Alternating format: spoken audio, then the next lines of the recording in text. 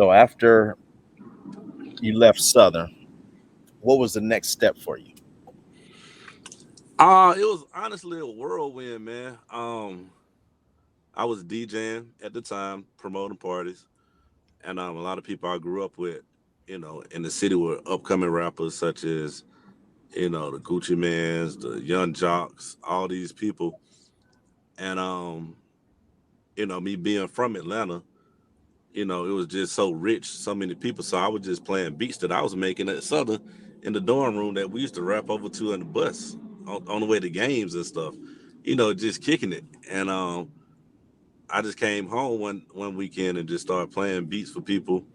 Some of my homeboys who knew other rappers that was on the way up, and they was like, "Man, can I keep this CD?" I was like, "Yeah, cool, whatever."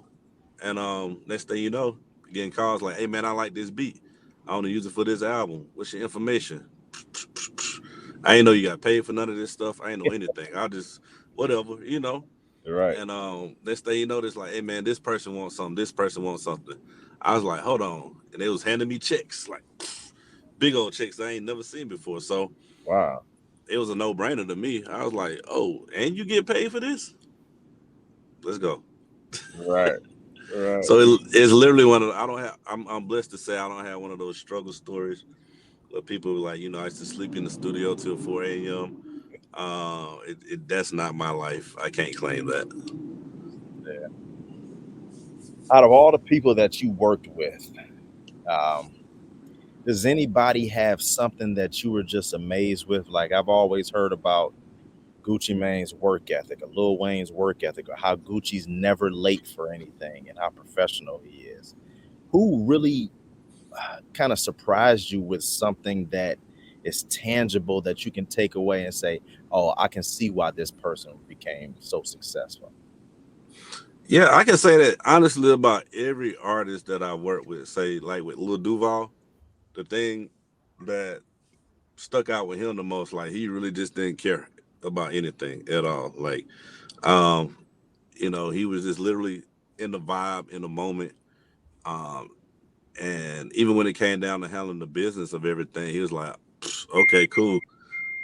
Send this to your lawyer, send it to my lawyer. Let's figure it out. And that was it. It was no pressure, no nothing about it, just like he is online. Waka Flocka was very professional as well. Back during those days, even when he was at his wild times, Hmm. he came in the studio, very professional. Hey man, how you doing? This and that and the third. Then the beat come on and he's like, ah, and his hair and dreads and spit flying everywhere. It's just crazy. So each artist, had their own thing. Like with Dolph, Long Live Dolph. When we did the California record and other records with him, the thing that impressed me the most with him was his humility. You know what I'm saying? Like this was the coolest, richest person I've ever been around in my life. Cause he treated everybody, even the little dusty dudes that was hanging around people. He was like literally just like, just real mannerable, never looked down on anybody.